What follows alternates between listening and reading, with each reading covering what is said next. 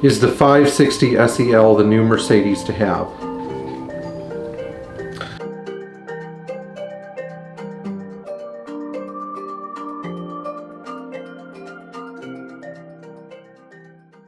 There's been a lot of interest lately in 560 SELs, particularly cars with certain color combinations and 1989 to 91 models. And so we'll address the color combinations to have first, and then we'll address the 89 to 91 models and why they tend to also perform well. So the 560 SEL began production in 1986, and there were two different versions of it. There was the Euro version, which was a monster with 300 horsepower, and there was the US version, which we see mostly over here with 235 underrated horses. Now, the 560 SEL was designed as Mercedes' flagship for the S-Class. It was a return to Mercedes' flagship status after the 500 SEL, which was a nice car, but it didn't really have all the creature comforts of the 560, such as rear SLS and, you know, ABS and airbag, although that stuff did become standardized in the 500 towards the end of production. It had a high compression, big V8 with a lot of power. It just felt like an all-around great flagship car. And so for the longest time, because of some of this extra complication, 560s languished miserably on used car lots for $3,000 to $5,000. It was very hard to get over $10,000 for a 560 unless it was a very low mileage car. The best ones in the world were worth like 15, you know, and that was on a good day. And so now we see really good examples bringing well over 20. We see the best examples bringing like 30 to 35. We see average examples bringing 10,000, which is like the biggest, you know, rude awakening that I've had in a long time. And so the questions we're going to explore in this video are: what makes a desirable 560 SEL, and what should you pay for one if you're looking, and then what do you need to be aware of that almost every 560 SEL needs. Now, a desirable 560 SEL, I would say try to avoid a car that has been left out in the sun or has been exposed to extreme amounts of northern weather and now has rust cropping out of things like the bottoms of the doors or under the battery tray or in the front fenders or whatever.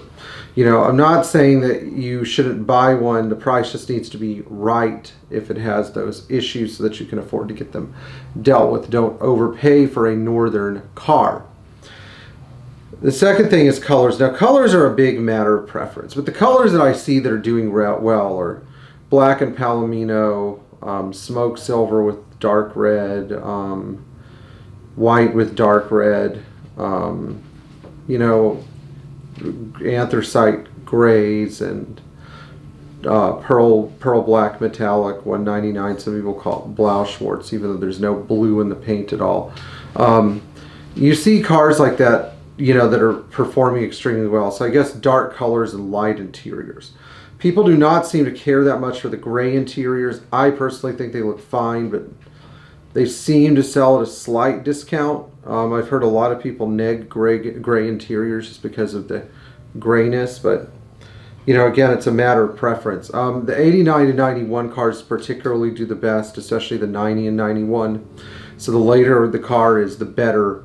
There's not an onus placed on early cars like there is with the 300 SEL 6.3, where, you know, because the cars are savage and at higher compression and more hand-built qualities, 68 cars tend to do better than, like, let's say 70 model year cars. With the 560, it's different. People want the last of the line and they are willing to pay up for it.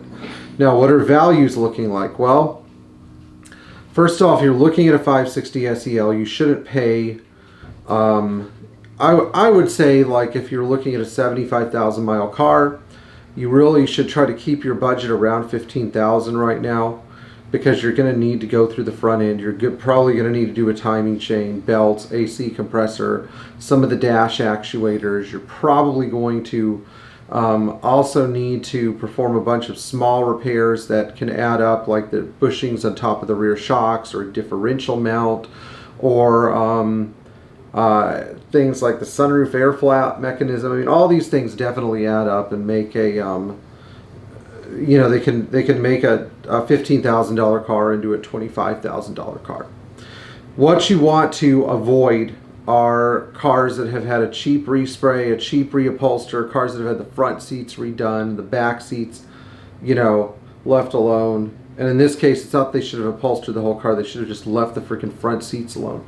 Cars that have had, you know, egregious modifications done to them, like lowered cars, or cars that have had the SLS deleted. You know, I just don't see those as good solutions to the problem. Now, what I do see a lot of the time are people really stepping up and paying strong money for low mileage 90 and 91 cars with desirable colors. I think this is okay because there are a limited number of those cars, particularly in good condition.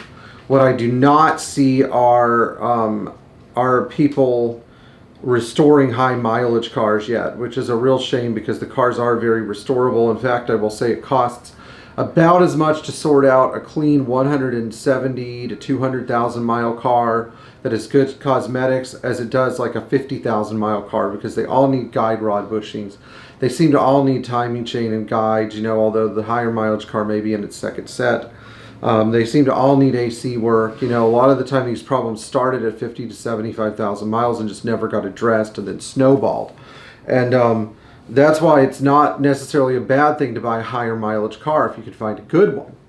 Now, here's what I would say to avoid when you're buying a 560. I would avoid buying a really low mileage car that you're going to use as a daily driver and overpaying for it. I would probably buy a higher mileage car and spend the time and money and energy to sort it out if you're going to use the car as a daily driver. Why is this? Because the value of the 560 SEL is still mileage dependent. They're not selling for big money because they're 560 SELs. They're selling for big money because they're 560 SELs with low mileage. So the mileage in the car is directly correlated to its value. As the mileage goes up, the value goes down. There are very few Mercedes that are mileage impervious. Mileage impervious values are often tied to cars like the 300 SL Gullwing or AMG cars, you know, original engine modification version AMG cars, and cars like the 280 SL 5-speed, or cars like I don't know, like a 190 E16 valve. You know, the value of the car is in this case still firmly rooted in its low mileage with the 560 SEL. Now, looking at the bring a trailer market, which is really not my favorite place to look for cars, I could see that people start to become really hesitant with ultra low mileage cars because they know that if they're going to buy the car and use it, they're really going to depreciate it. So you start to see people become recalcitrant to pay over $40,000 for a 560. Recently, a 15,000 mile example, an 89 white with a Palomino interior, closed and bat at 33.5, which was high, but not quite as high as I expected it, as I thought it should have gone. The reason being that with such low mileage, you have to keep the car in 15,000 mile condition. You can't put 10,000 miles on it. You know, you're going to end up probably losing some money. The irony of this is that I've seen cars with double the mileage sell for just a little less than that. And so that's the mystifying thing about this whole market. Anyway, if you have questions at the 560 SEL, email me at mbownersforlife@bellsouth.net or through my website, Pierre, Hedary, and co.com.